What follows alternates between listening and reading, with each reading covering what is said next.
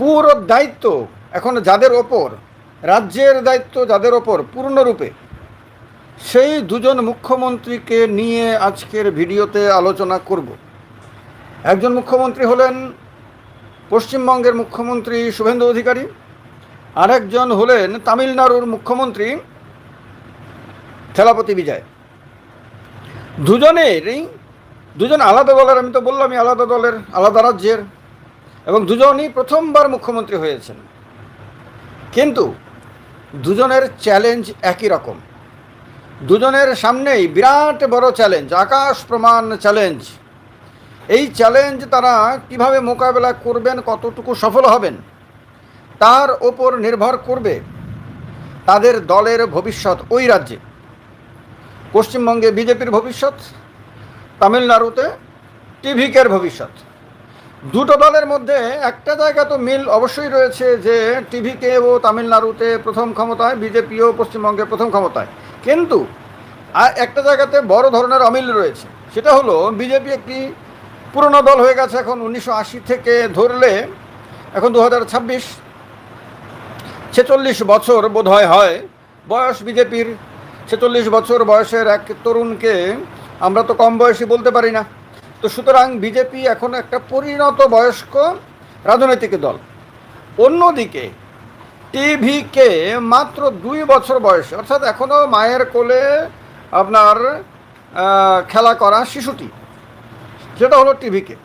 এই ছোট্ট শিশুটি ক্ষমতায় চলে এসেছে জন্মের অল্প সময় পরে, যেমনভাবে আম আদমি পার্টি ক্ষমতা চলে এসেছিল 2012-র শেষ নাগাদ, আপনার পার্টি তৈরি হওয়ার পরে। এরপরেই ইমিডিয়েট পরের যে নির্বাচন হয়, সম্ভবত 2013-র বিধানসভা নির্বাচন, তাতে ক্ষমতা চলে আসে দিল্লিতে। তো এই দুটো দলের এখানে কিছু মিল, কিছু অমিল। এবার আপনাদেরকে আমি দুটো দলেরই ইস্তেহার, প্রতিশ্রুতি এক এক করে সমস্ত কিছু আপনাদের কাছে তুলে ধরবো। কেন আমি থাম্বনেইলে এই কথাগুলো লিখলাম, আপনার দুই মুখ্যমন্ত্রীর চ্যালেঞ্জ একই রকম, সেটা আমি আপনাদেরকে বুঝিয়ে বলবো। আর এই সময়ে সারা ভারতবর্ষের নজর এই দুজন মুখ্যমন্ত্রীর ওপরে খুব বেশি করে। টিভিকে, তামিলনাগা ভেট্রি কাজাগাম, এ হলো টিভিকে, তামিলনাড়ুর নতুন রাজনৈতিক দল। তারা আপনার অনেকগুলি প্রতিশ্রুতি এবার দিয়েছিল নির্বাচনের সময়। প্রথমবার পার্টি তৈরি হয়েছে, প্রথমবার ইলেকশন, প্রথমবারই ক্ষমতায় আসার ইচ্ছে, ফলে প্রতিশ্রুতিও বড় বড় দিয়েছে। যতটুকু যা মাথায় এসেছে তাই দিয়ে দিয়েছে। এবার এই প্রতিশ্রুতিগুলি শুনলে পরে বুঝতে পারবেন যে কতটা কঠিন আক্ষরিক অর্থে তা পালন করা। যেমন বলেছিল প্রতিটি পরিবারকে 200 ইউনিট পর্যন্ত বিনামূল্যে বিদ্যুৎ প্রদান করবে তারা ক্ষমতায় এলে। শুনলাম ইতিমধ্যেই তারা নাকি উদ্যোগ নেওয়া শুরু করেছে, কিন্তু 5 বছর পুরো দিতে হবে। তো এখন উদ্যোগ নিলেই শেষ হয়ে গেল না।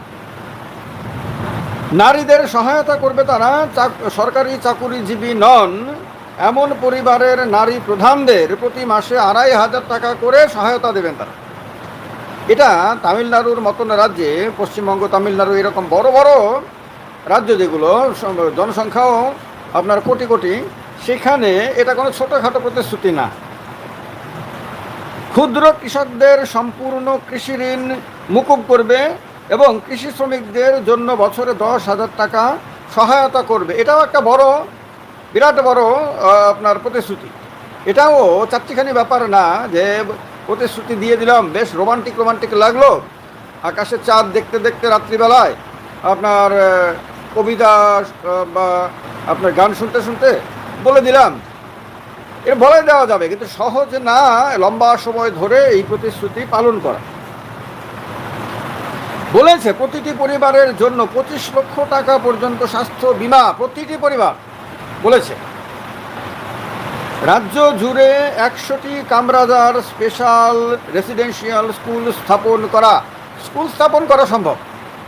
স্কুল স্থাপন করা, হাসপাতাল স্থাপন করা, রাস্তা নির্মাণ করা, ব্রিজ নির্মাণ করা, যেখানে অফিস নেই সেখানে অফিস নির্মাণ করা, এগুলো অনেক সহজ। কিন্তু প্রত্যেক মাসে একটা বড় সংখ্যক মানুষকে একটা বড় সংখ্যক অ্যামাউন্ট নিয়মিতভাবে দেয়া, এটা ততটা সহজ না, বরং অনেকটাই কঠিন।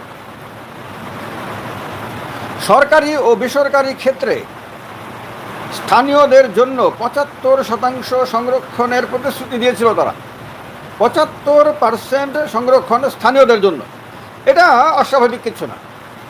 আমি মনে করি পশ্চিমবঙ্গেও শুভেন্দু অধিকারীর এটাই করা উচিত, রাজ্যে রাজ্যে এটাই করা উচিত। রাজ্যের যারা বাসিন্দা তারাই সেই রাজ্যে কাজ পাক। অন্য রাজ্য থেকে মানুষ এসে একটা রাজ্যের বেকারদেরকে বঞ্চিত করে সেখানে কাজ নিয়ে নিলে সেই রাজ্যের মানুষের তো আপনার ক্ষতি হয়, সুযোগটা কমে যায়। তো এই কারণে এইটা ঠিক আছে এবং এটা করা সম্ভব বলে মনে করি। এবং বেকার যুবকদের জন্য মাসিক ২৫০০ টাকা থেকে ৪০০০ টাকা ভাতা, এ আর এক বিরাট বড় প্রতিশ্রুতি। মানে বিজয় সিনেমার জগতে যেরকম স্ক্রিপ্ট রাইটারের লেখা স্ক্রিপ্ট আর ডিরেক্টরের ডিরেকশন, এর মধ্য দিয়ে একটা সিনেমায় অভিনয় করা কতটা সহজ তিনি জানেন, কতটা কঠিন তিনি জানেন। কিন্তু বাস্তবে নিজের স্ক্রিপ্ট নিজেকে লিখতে হয়, নিজের ডিরেক্টর নিজেকে হতে হয়। সেই মাটিতে, বাস্তবের মাটিতে এবার তাকে এগুলো পূরণ করতে হবে।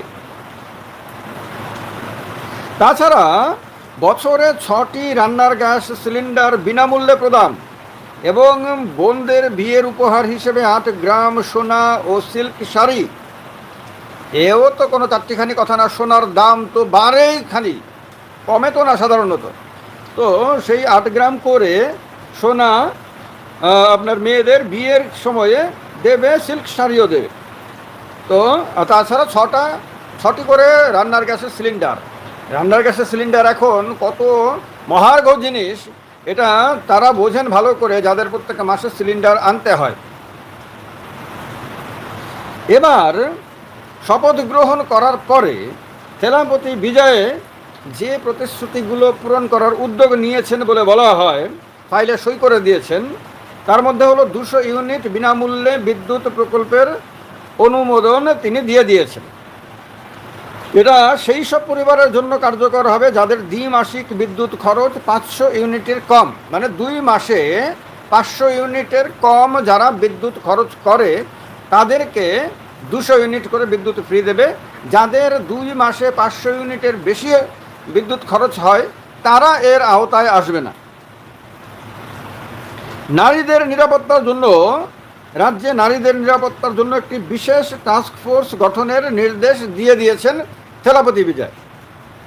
এটাও সম্ভব, এটাও খুব কঠিন কিছু না, এবং এটা করা উচিত এবং এটা সম্ভব।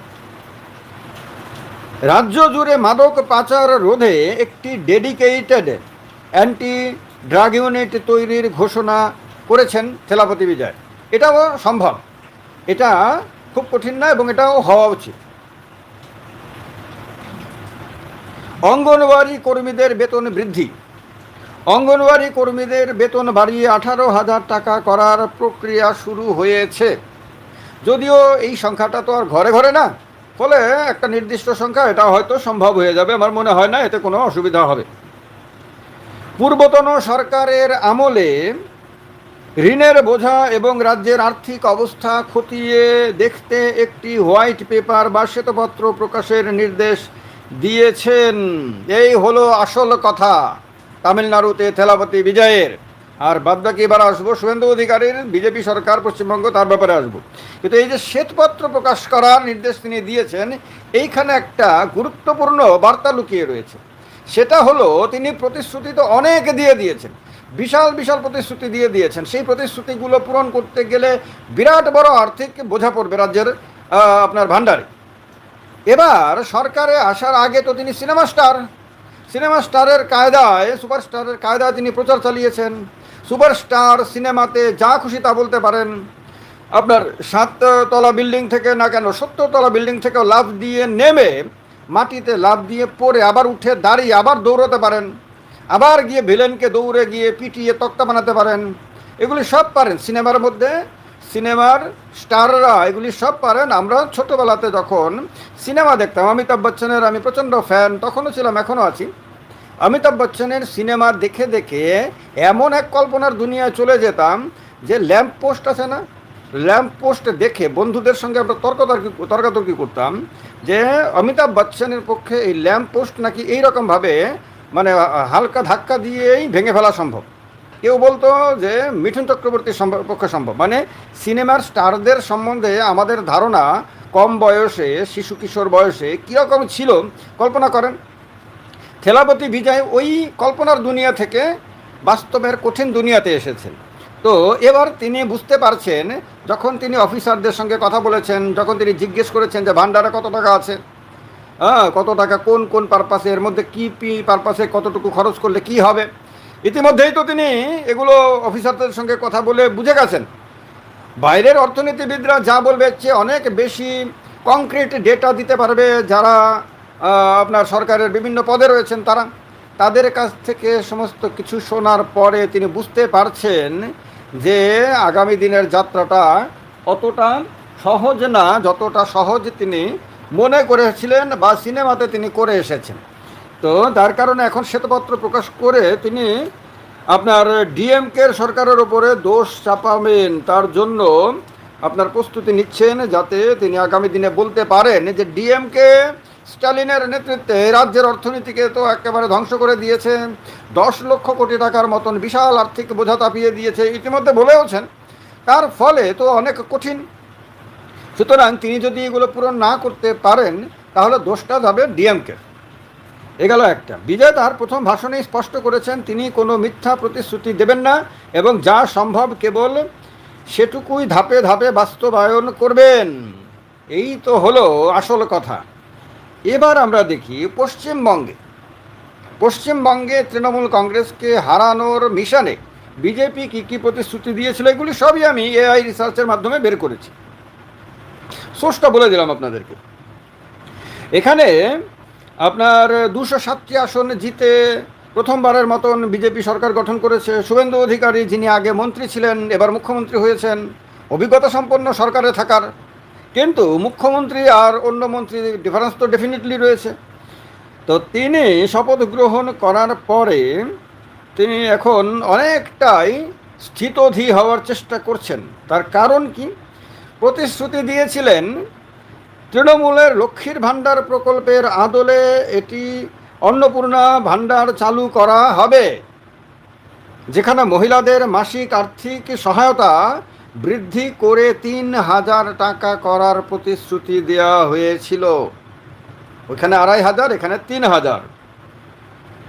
কেন্দ্রীয় প্রকল্প আয়ুষ্মান ভারত চালু করা অলরেডি উদ্যোগ নিয়ে নেওয়া হয়েছে, যার মাধ্যমে পরিবার প্রতি বছরে 5 লক্ষ টাকা পর্যন্ত বিনামূল্যে চিকিৎসার সুবিধা মিলবে।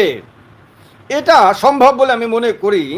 আয়ুষ্মান ভারত প্রকল্পটা যথেষ্ট প্রশংসনীয় প্রকল্প, এ ব্যাপারেও কোনো সন্দেহ নাই।